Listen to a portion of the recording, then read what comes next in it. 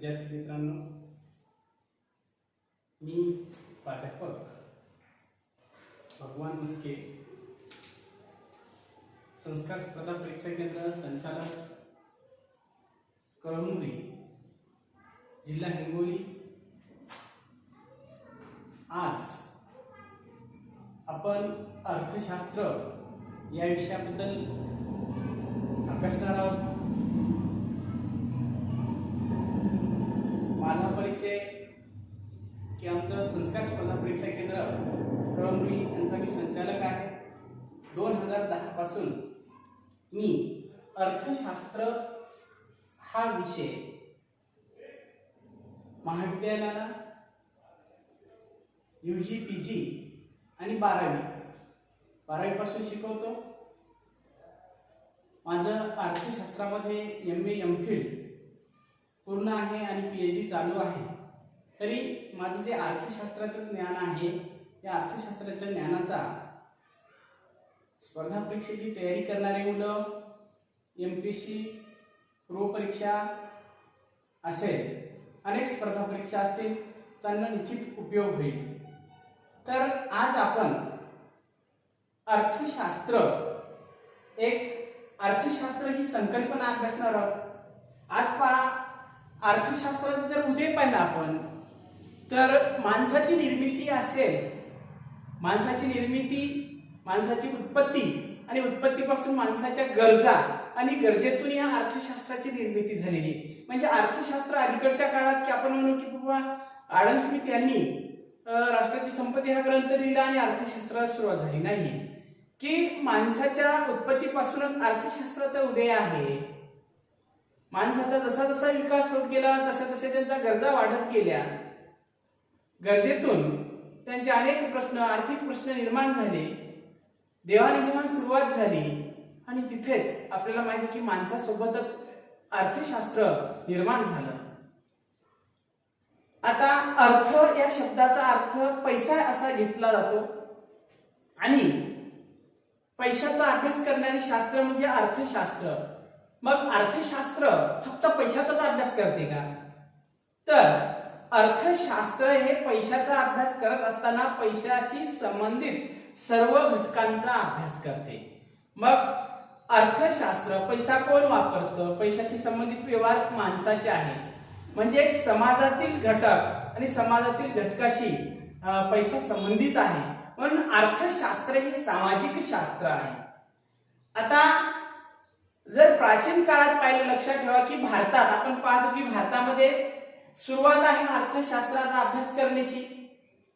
आता चाणक्य उर्फ विष्णुगुप्त उर्फ कौटिल्य, की चाणक्य यांनी हा चाणक्य चंद्रगुप्त मौर्य यांच्या दरबारी तो प्रधान होता। मग की या चाणक्य यांनी जे नंदवंश होतं, या नंदवंशाचा धनानंद नावाचा राजा यांचा त्यांनी नाश केला, राज्य लयास पावलं त्याचं, आणि चंद्रगुप्ताला शासनाला बसवलं। म्हणजे चंद्रगुप्त या राजाच्या दरबारी तो प्रधान होता। आणि मग चाणक्य यांनी अर्थशास्त्र नावाचा ग्रंथ लिहिला, की प्राचीन काळात इसवी सन पाहतो आपण, इसवी सन पूर्व जर अभ्यासायचं आपल्याला तर 350, म्हणजे इसवी सन पूर्व 350 मध्ये की अर्थशास्त्र हा चाणक्य, विष्णुगुप्त किंवा कौटिल्य यांनी अर्थशास्त्र नावाचा ग्रंथ लिहिला। या ग्रंथामध्ये 25 प्रकरणं होती, त्याच्यामध्ये 6000 श्लोक होते। परंतु याच्यात राजकीय म्हणजे राजकीय बाजूकडे प्रशासनाविषयी जास्त माहिती होती, म्हणून आपल्याला असं म्हणता येते की बाबा अर्थशास्त्र हा अलीकडच्याच काळातील नाही तर खूप अतिप्राचीन, म्हणजे 300 इसवी सन पूर्व 350 मध्ये सुद्धा कौटिल्याने अर्थशास्त्राचा अभ्यास केलेला आहे। आता अर्थशास्त्राची व्याख्या जर पाहायची की रॉबिन्स, प्रत्येक गोष्टीकडे लक्ष द्या। आता व्याख्या हा भाग तरी तुम्हाला फळ्यावर लिहून देता येत नाही। आता रॉबिन्सनी काय सांगितलं, अर्थशास्त्र कशाला म्हणायचं, की त्यांनी सांगितलं अमर्याद गरजा मर्यादित साधने, परंतु याचा परस्पर मेळ घालण्याच्या दृष्टीने करण्यात येणाऱ्या प्रश्नाचा अभ्यास करणारे शास्त्र म्हणजे अर्थशास्त्र. म्हणजे गरजा ह्या अमर्याद आहेत आणि मर्यादित साधनं आहेत, आणि मग अमर्याद गरजा आणि मर्यादित साधनं याचा मेळ घालण्याच्या दृष्टिकोनातून करण्यात येणाऱ्या प्रयत्नाचा अभ्यास म्हणजे अर्थशास्त्र, अशी व्याख्या केली जाते. त्याच्यानंतर अनेक अर्थशास्त्रज्ञांनी वेगवेगळ्या व्याख्या केलेल्या आहेत. पिगू म्हणतो की पिगूनी कल्याणाकडे भर दिलेला आहे. कल्याणाचा, मानवी कल्याणाचा अभ्यास करणारे शास्त्र म्हणजे अर्थशास्त्र. आता याच्यात ॲडम स्मिथ बद्दल की ॲडम स्मिथचा थोडक्यात परिचय पाहू. काही महत्वाचे अर्थशास्त्रज्ञ. ॲडम स्मिथ यांचा जन्म 16 जून 1723 ला झालेला आहे, की 16 जून 1723 ला कैकाली युनायटेड किंगडम मध्ये झाला, आणि त्यांचा मृत्यू आहे 17 जुलै 1799 एडिनबर्ग, यूके. आता ॲडम स्मिथ यांचं योगदान अर्थशास्त्रासाठी खूप महत्वाचं आहे, की 18व्या शतकामध्ये जे विस्कळीत झालेले आर्थिक विचार होते ते सगळे आर्थिक विचार एकत्रित करून त्याचा एक सुसंबंध असा ग्रंथ तयार करण्याचं काम ॲडम स्मिथ यांनी केलं. आणि मग त्यांनी 1776 ला ॲडम स्मिथ यांनी 1776 ला राष्ट्राची संपत्ती व तिच्या उदयाची कारणमीमांसा हा ग्रंथ लिहिला. जे राष्ट्राची संपत्ती हा ग्रंथ 1776 ला लिहिला.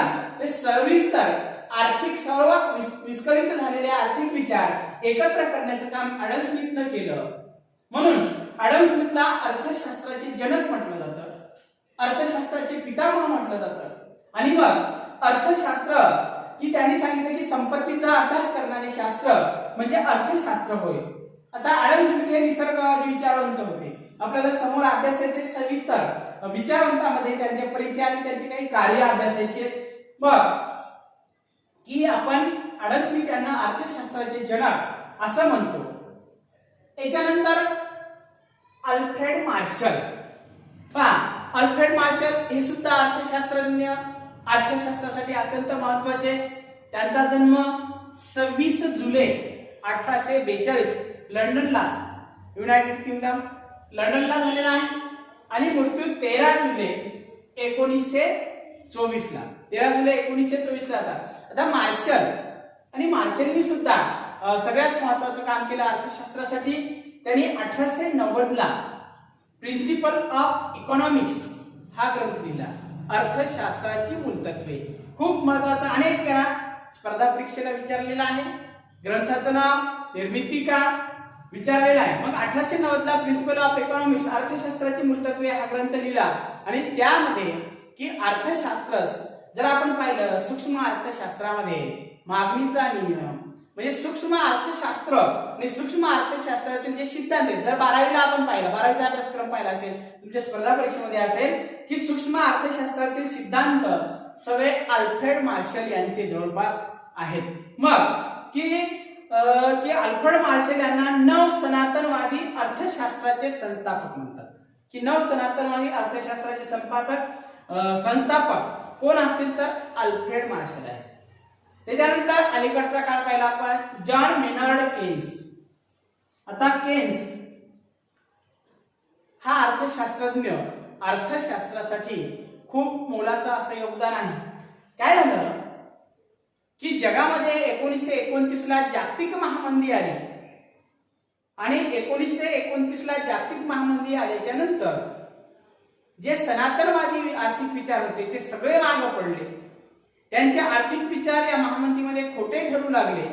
आणि मग तिथून 1929 च्या पुढे जो आर्थिक विचार निर्माण केला वेगळा, गतिमान अर्थव्यवस्थेचा ज्या अभ्यास केलेला आहे ते आहे जॉन मेनार्ड केन्स यांनी.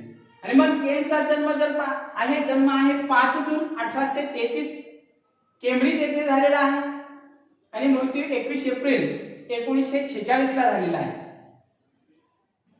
आता केन्स यांनी the general theory of employment, interest and money, the general theory of employment, interest and money हा ग्रंथ 1936 ला लिहिला. म्हणजेच जे सनातनवादी आर्थिक विचार होते ते सगळे विचार बाजूला सारून नवीन आर्थिक विचार निर्माण झाले आणि म्हणून त्यांना स्थूल अर्थशास्त्राचे जनक म्हणतात. पहा, स्थूल अर्थशास्त्राचे जनक कोण असतील तर केन्स आहेत. आणि मग गतिमान अर्थव्यवस्थेचा अभ्यास कोणी केला असेल, अल्पकाळाचा अभ्यास कोणी केला असेल तर केन्स यांनी केला. कारण केन्स म्हणतात की बाबा दीर्घ कालावधीमध्ये माणूस हा मृत्यू झालेला असतो. आता याच्यामध्ये आपल्याला पाहायचंय की अर्थशास्त्र ही संकल्पना, आता अर्थशास्त्राच्या अनेक शाखा आहेत. आपल्याला स्पर्धा परीक्षेच्या दृष्टिकोनातून भारतीय अर्थव्यवस्थेशी संबंधित प्रश्न विचारले जातात. मग भारतीय अर्थव्यवस्था असेल त्या सगळेच घटक आले. आता अर्थशास्त्र याच्यामध्ये सूक्ष्म अर्थशास्त्र आणि स्थूल अर्थशास्त्र या प्रमुख दोन शाखा आहेत, स्थूल अर्थशास्त्र आणि सूक्ष्म अर्थशास्त्र. आता प्राध्यापक रॅग्नर फ्रिस हे अमेरिकेतील ओस्लो विद्यापीठातील प्राध्यापक रॅग्नर फ्रिस यांनी 1933 ला की सर्वप्रथम सूक्ष्म अर्थशास्त्र आणि समग्र लक्ष्य अर्थशास्त्र किंवा स्थूल अर्थशास्त्र हा शब्द प्रयोग केला. मग अर्थशास्त्र की अर्थशास्त्राच्या वेगवेगळ्या शाखा परीक्षेच्या दृष्टिकोनातून अभ्यासायच्या आहेत. आता सूक्ष्म अर्थशास्त्र प्राध्यापक मार्शल यांच्या सिद्धांताभोवताल सनातनवादी विचारवंताच्या भोवताल फिरतं. आणि स्थूल अर्थशास्त्र, समष्टी अर्थशास्त्र आणि समष्टी म्हणजे समग्र लक्ष्य अर्थशास्त्र याच्यामध्ये या अर्थशास्त्राच्या अनेक शाखा आहेत. मग भारतीय अर्थव्यवस्था,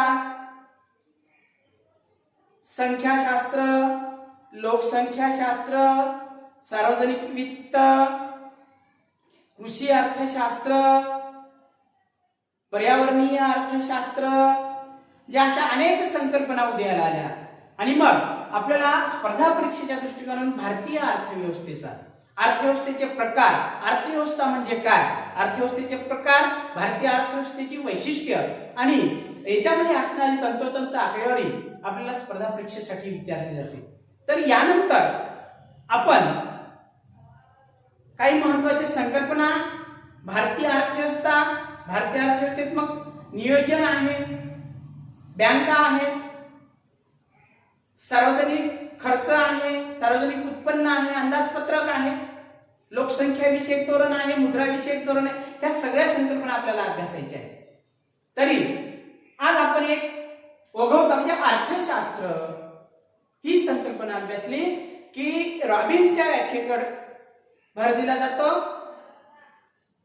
अमर्याद गरजा, मर्यादित साधने याचा परस्पर मेळ घालण्याच्या दृष्टीने करण्यात येणाऱ्या प्रयत्नाला अर्थशास्त्र असं म्हणतात.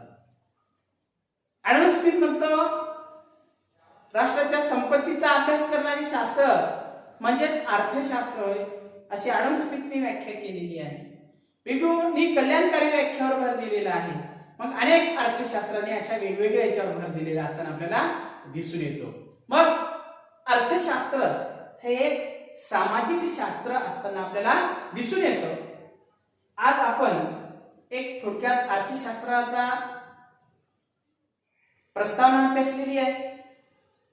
आपल्याला अनेक यापुढे अर्थशास्त्र सविस्तर आणि सखोल अभ्यासण्यासाठी माझा अर्थशास्त्र अभ्यासण्यासाठी माझे चॅनल जास्तीत जास्त सबस्क्राईब करा. समोरील तुम्हाला नवीन नवीन व्हिडिओ अभ्यासण्यासाठी आयकॉन बेल बटन क्लिक करा आणि माझा व्हिडिओ जास्तीत जास्त सबस्क्राईब करून मला अर्थशास्त्राचे व्हिडिओ टाकण्यासाठी प्रोत्साहन द्या. आज आपण इथं थांबू. धन्यवाद.